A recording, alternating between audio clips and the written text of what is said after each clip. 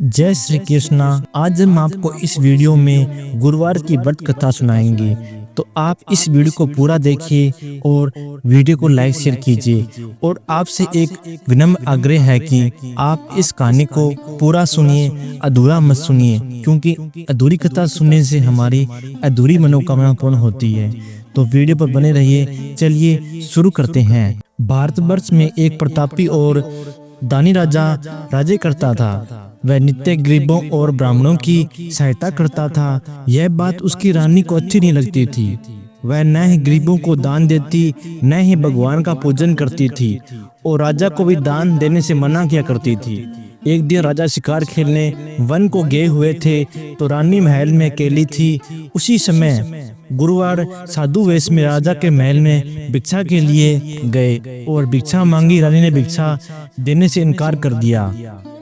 कहा कि हे साधु महाराज, मैं तो दान पुण्य से तंग आ गई हूँ। मेरा पति साधु सारा धन लुटाते रहता है। मेरी इच्छा है कि हमारा धन नष्ट हो जाए, फिर न रहेगा बांस और न बजेगी बांसुरी। साधु ने कहा कि देवी, तुम तो बड़ी विचित्र हो। धन संतान तो सभी चाहते हैं, पुत्र और लक्ष्मी तो तुपापी के घर भी होने चाहिए। यदि तुम्हारे पास अधिक धन है तो भूख को भोजन दो, प्यासों के लिए प्याऊला बनाओ, मुसाफिरों के लिए धर्मशाला खुलवाओ। जो निर्धन अपनी कुंवारी कन्याओं का विवाह नहीं कर सकते, उनका विवाह करा दो। ऐसे और कई काम हैं जिनके करने से तुम्हारा यश परलोक में फैलेगा। परंतु रानी उस उपदेश का कोई प्रभाव नहीं पड़ा। वह बोली, हे महाराज, आप मुझे कुछ न कुछ समझाएं। मैं ऐसा धन नहीं चाहती कि जो हर जगह बांटती फिरूं। साधु ने उत्तर दिया, यदि तुम्हारी ऐसी इच्छा है तो तथास्तु। तुम ऐसा करना कि गुरुवार के दिन घर लिपकर पीली मिट्टी से अपना सिर धोकर स्नान करना, बट्टी चढ़ाकर कपड़े धोना। ऐसा करने से हमारा सारा धन नष्ट हो जाएगा। इतना कहकर वह साधु महाराज वहां से अपलोह हो गए। साधु के अनुसार कई बातों को पूरा करते हुए रानी को केवल 3 गुरुवार ही बीते थे कि उसकी समस्त धन संपत्ति नष्ट हो गई। भोजन के लिए राजा का परिवार तरसने लगा। तब एक दिन राजा ने रानी से बोला कि हे रानी, तुम यही रहो, मैं तुम्हारे लिए दूसरे चाहता हूँ, क्योंकि यहाँ पर सभी लोग मुझे जानते हैं, इसलिए मैं कोई छोटा कार्य नहीं कर सकता। ऐसा कहकर राजा प्रदेश को चला गया। वहां वह जंगल से लकड़ी काटकर लाता और शहर में बेचता। इस तरह वह अपना जीवन व्यतीत करने लगा। इधर राजा की उपदेश जाते ही रानी और दासी दुखी रहने लगी। एक बार जब रानी और दासी को 7 दिन तक बिना भोजन के रहना पड़ा, तो रानी ने अपनी दासी से कहा कि हे दासी, पास ही के नगर में मेरे बहन रहती है। वह बड़ी धनवान है। तू उसके पास जा और कुछ ले आ, ताकि थोड़ी बहुत गुजर बसर हो जाए। दासी रानी की बहन के पास गई। उस दिन गुरुवार था और रानी की बहन उस समय गुरुवार के व्रत कथा सुन रही थी। दासी ने रानी की बहन को अपनी रानी का संदेश दिया, लेकिन रानी की बड़ी बहन ने कोई उत्तर नहीं दिया। जब दासी को रानी की बहन से कोई उत्तर नहीं मिला तो वह बहुत दुखी हुई और उसे क्रोध भी आया। दासी ने वापस आकर रानी को सारी बातें बता दी। सुनकर रानी ने अपने भाग्य को कोसा। उधर रानी की बहन ने सोचा कि मेरी बहन की दासी आई थी, परंतु मैं उससे नहीं बोली, इसे वह बहुत दुखी हुई होगी। कथा सुनकर और पूजन समाप्त करके वह अपनी बहन के घर आई और कहने लगी कि है बहन, मैं गुरुवार का व्रत कर रही थी। तुम्हारी दासी मेरे घर आई थी, परंतु जब तक कथा होती तब तक न तो उठते हैं और न ही बोलते हैं, इसलिए मैं अपनी नहीं बोली। कहो दासी, क्यों गई थी? रानी बोली, बहन, तुमसे क्या छिपाऊं, हमारे घर में खाने तक अनाज ही नहीं था। ऐसा कहते कहते रानी की आंखों भर आई। उसने दासी समेत पिछले 7 दिनों में भूखे रहने का बात उसको बताई। बहन को विस्तार पूर्वक सुना दी। रानी की बहन बोली, देखो बहन, भगवान बृहस्पति देव सबकी मनोकामना पूर्ण करते हैं। देखो, शायद तुम्हारा धन में अनाज रखा होगा। पहले तो रानी को विश्वास नहीं हुआ, पर बहन के आग्रह करने से उसने अपनी दासी को अंदर भेजा तो उसे सचमुच अनाज से भरा एक घड़ा मिला। यह देखकर दासी को बड़ी हैरानी हुई। दासी रानी से कहने लगे कि हे रानी, जब हमको भोजन नहीं मिलता तो हम व्रत ही करते हैं, इसलिए क्यों न इनसे व्रत और कथा की विधि पूछ लीजिए ताकि हम भी व्रत कर सकें। तब रानी ने अपनी बहन की गुरुवार के व्रत के बारे में पूछा।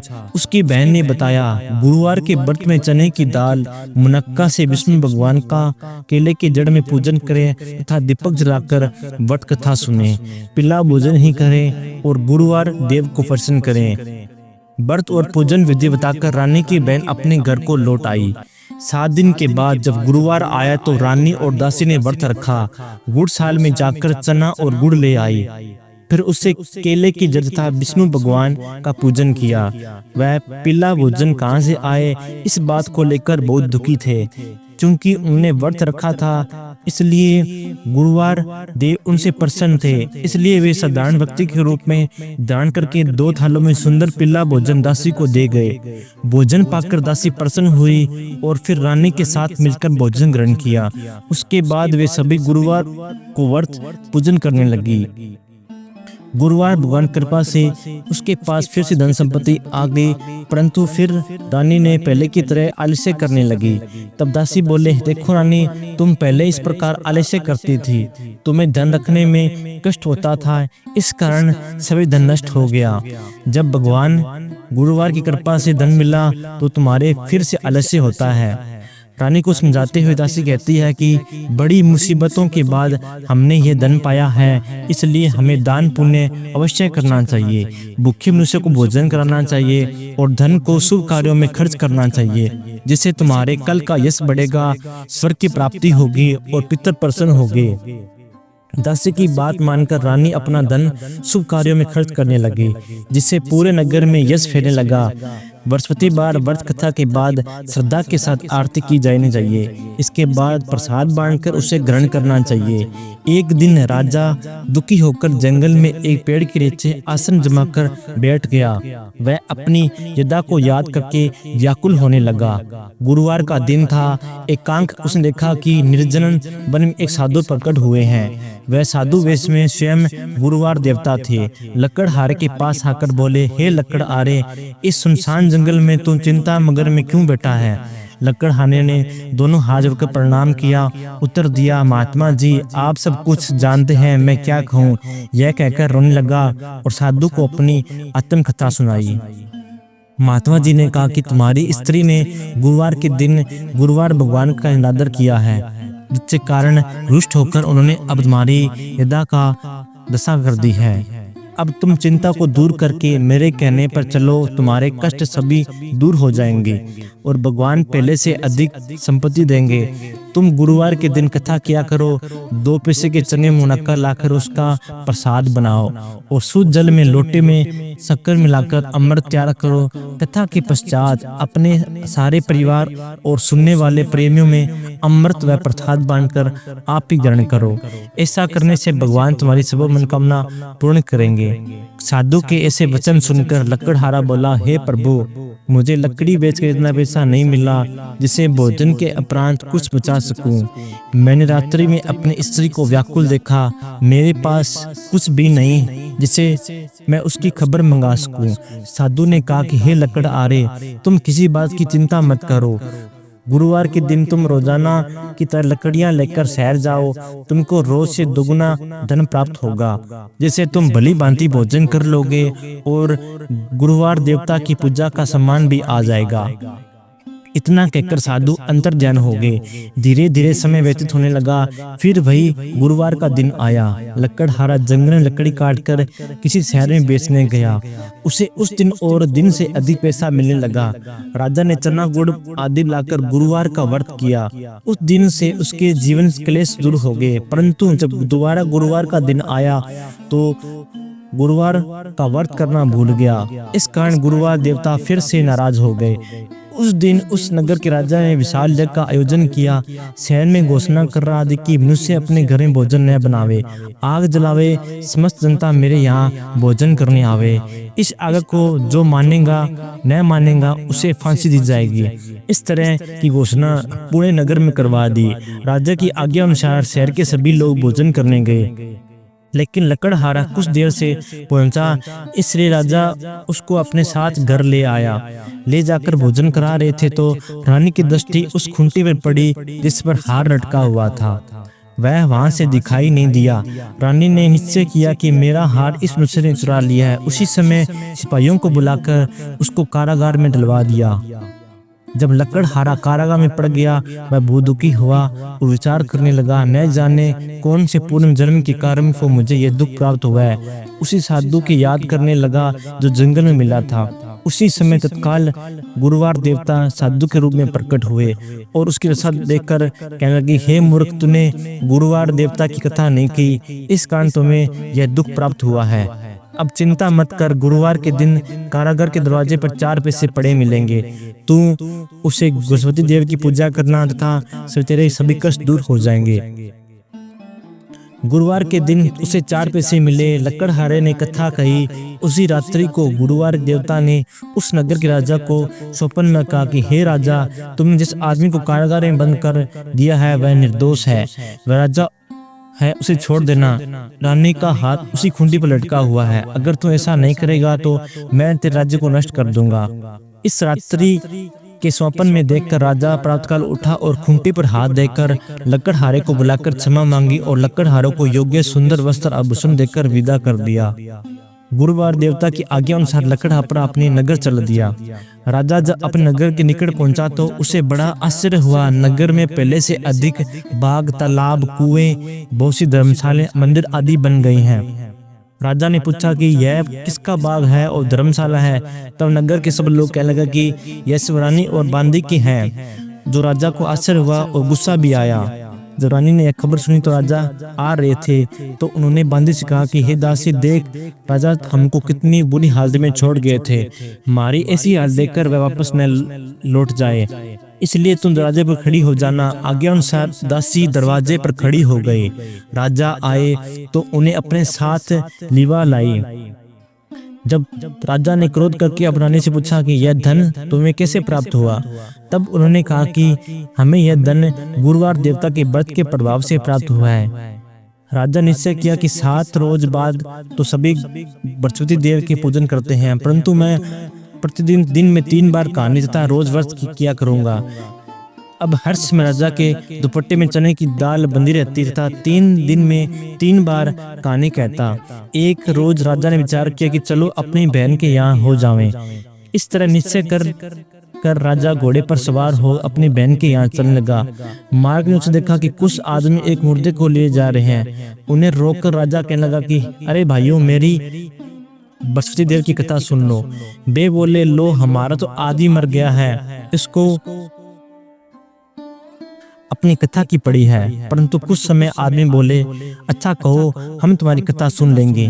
राजा ने दाल निकाल ली और तब राजा कथा आदि हुई थी। मुर्दा हिलने लगा। जब कथा समाप्त हुई तो राम राम कहकर मुंह से उठ खड़ा हुआ। आगे मार्ग में उसे एक किसान के खेत में हल चलाता हुआ मिला। राजा ने उसे देखकर उसे बोले, हे भैया, तुम मेरी गुरुवार की कथा सुन लो। किसान बोला, जब तक मैं तेरी कथा सुनूंगा तब तक 4 हरिया जोत लूंगा।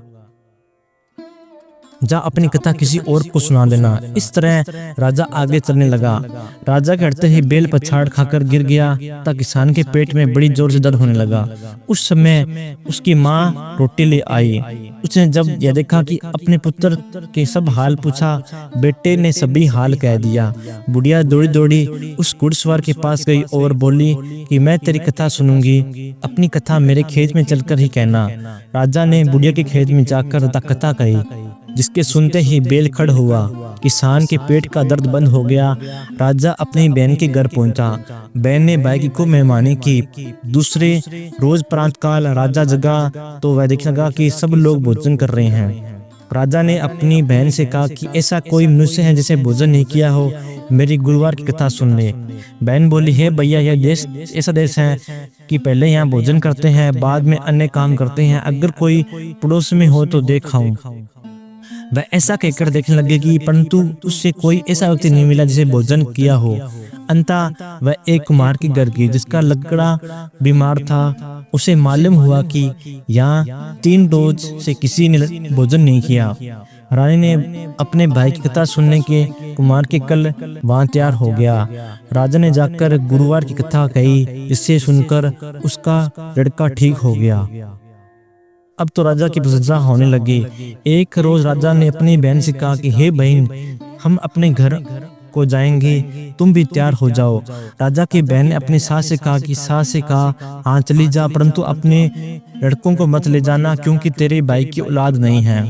बहन ने अपने भैया से कहा, हे भैया, मैं तो चलूंगी पर कोई बालक नहीं जाएगा। राजा बोला, जब कोई बालक नहीं चलेगा तो तुम ही क्या करोगी। बड़े दुखी मन में राजा अपने घर को नगर लौट आया। राजा ने अपनी रानी से कहा कि हम निर्वंशी हैं, हमारा मुंह देखने का धर्म नहीं है और कुछ भोजन आदि नहीं किया। रानी बोली, हे प्रभु, गुरुवार ने हमें सब कुछ दिया है और हमें औलाद अवश्य देंगे। उस रात को गुरुवार देवता ने राजा को सपना की, हे राजा उठ, तभी सोच त्याग दे, तेरी रानी गर्भ से है। राजा की यह बात सुनकर बड़ी खुशी हुई। 9वें महीने में गर्भ को एक सुंदर पुत्र पैदा हुआ। तब राजा बोला कि हे रानी, स्त्री बिना भोजन के रह सकती है पर बिना कहे नहीं रह सकती। जब मेरी बहन आवे तुम उसे कुछ कहना। मत रानी ने सुनकर हाँ कह दिया। जब रानी की बहन ने शुभ समाचार सुना तो वह बहुत खुश हुई तथा बधाई लेकर अपने भाई के यहाँ आई। तब रानी ने कहा कि घोड़ा चढ़कर मैं नहीं आई, गधा चढ़े आई। राजा की बहन बोली, भाभी, मैं इस प्रकार न कहती तो तुम्हें औलाद कैसे मिलती। बृहस्पति देव ऐसे ही हैं जिसके मन में कामनाएं हैं सभी को पूर्ण करते हैं। जो सद्भावना से बृहस्पति देव की पूजा करता है और कथा पढ़ता है और व्रत पूरी विधान से करता है तो उसकी सब मनोकामना पूर्ण होती है। जय श्री कृष्णा, राधे राधे। अगर आपको ये वीडियो पसंद आए तो वीडियो को लाइक करना और चैनल पर नए हो तो चैनल को सब्सक्राइब करना। बोलो गुरुवार देवता की जय, भगवान विष्णु की जय। हर हर महादेव।